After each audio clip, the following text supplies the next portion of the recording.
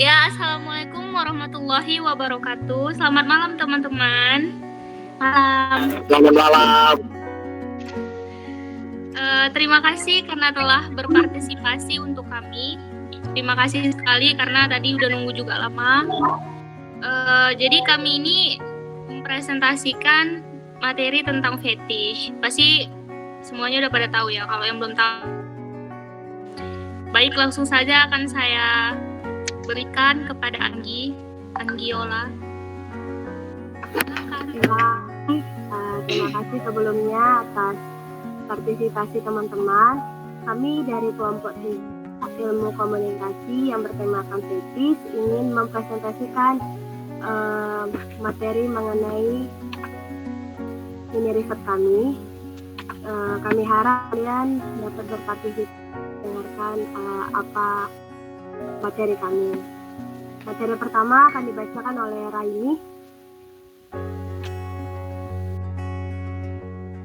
Sebelumnya kami akan memperkenalkan, saya akan memperkenalkan kelompok kami, yaitu yang pertama Anissa Al-Mufidah, Anggiola, yaitu saya sendiri, Nurma, dan Rahimi.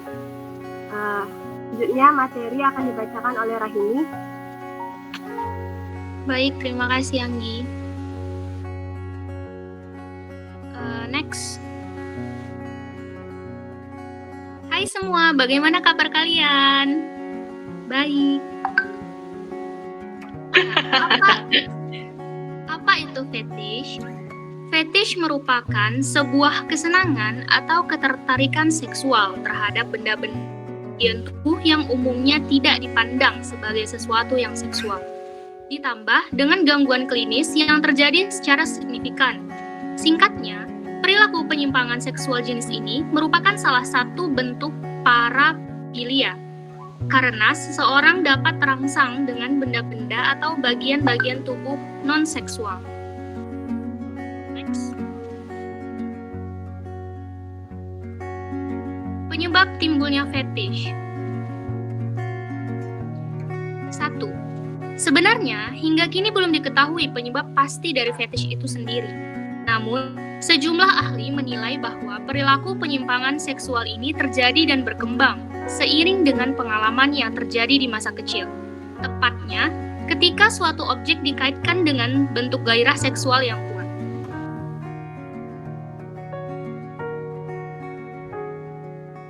2. Seperti misalnya ketika seseorang di masa lalunya pernah melihat orang lain menunjukkan perilaku seks yang menyimpang, maka apa yang ia lihat tersebut terekam hingga orang tersebut beranjak dewasa. 3. Selain itu, perilaku menyimpang juga dapat terjadi pada seseorang karena beberapa faktor lainnya, seperti orang tersebut pada masa kecilnya pernah menjadi korban pelecehan seksual, atau bahkan pengalaman seksual yang terjadi saat masa pubertas remaja. Yang terakhir, tetapi apabila seseorang pada masa pubertas remaja pernah mengenal objek non-seksual yang menyenangkan, bisa jadi tersebut akan langsung mengaitkannya dengan fantasi seksual, yang kemudian berlanjut menjadi sebuah kebutuhan seiring berjalannya waktu. Selanjutnya akan dibaca oleh Anissa.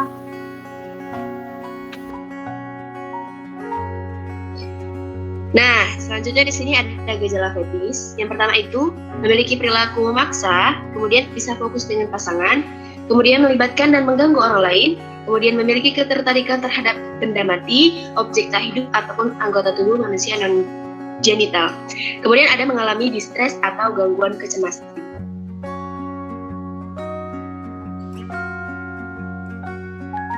Cara menghindari modus pelaku fetish.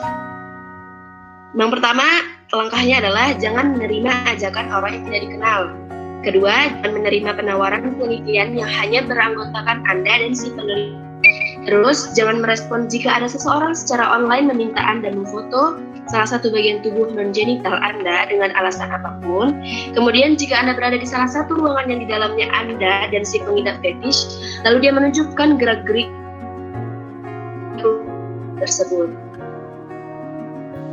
Selanjutnya dibacakan oleh Nur Hikmah. Selanjutnya adalah cara mengobatinya. Terapi konvergatif atau perilaku CBT, Laboratorium Psikofisiologi Seksual Universitas Teks membuat daftar pilihan perawatan psikoterapi yang umumnya ungguan parafilia termasuk terapi aversi, rekondisi organisme, dan sensitasi tersembunyi. Seluruh pilihan ini termasuk ke dalam kerangka kerja yang lebih besar dari teknik terkait yang dikenal sebagai terapi kognitif perilaku atau CBT.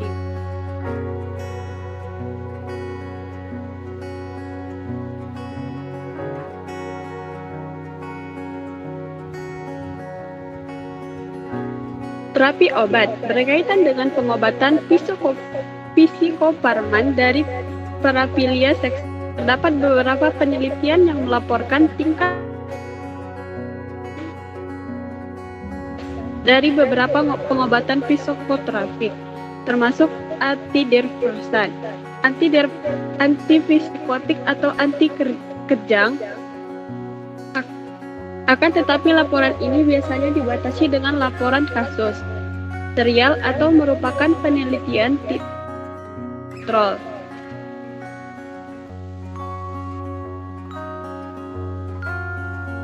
Dan di efek mengatur kanal ion natrium dan kalsium yang bergantung voltase, memetabolisme neurotransmitter GABA dan menghambat reseptor kinase atau alfa glutamat. Terdapat beberapa laporan kasus mengenai penggunaan topiramate hingga 200 mg per hari pada pengobatan fetisme, sebuah gangguan seksual parfik.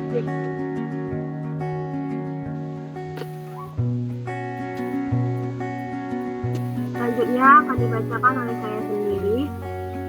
3 fetis paling aneh. Yang pertama,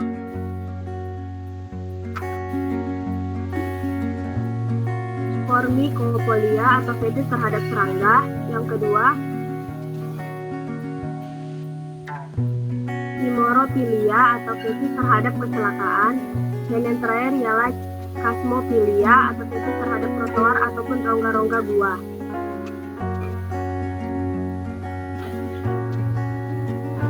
Rangkuman dari materi kami. Yang pertama, fetis merupakan suatu penyimpangan atau kelainan seksual pada diri seseorang, di mana fantasinya adalah hal yang tak lazim. Yang kedua, fetis bisa terjadi pada siapa saja tanpa melihat jenis kelamin bahkan umur sekalipun. Yang ketiga, fetis dapat diobati namun penyembuhannya hanya 50% dan 50% lainnya berasal dari dorongan dirinya sendiri untuk berhenti melakukan hal-hal yang bersangkutan dengan fetis. Sekian dari hasil presentasi kami. Terima kasih atas partisipasi. Selanjutnya akan ditutup oleh Raini.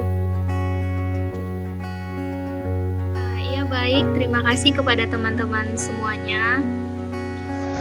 Jadi begitulah presentasi.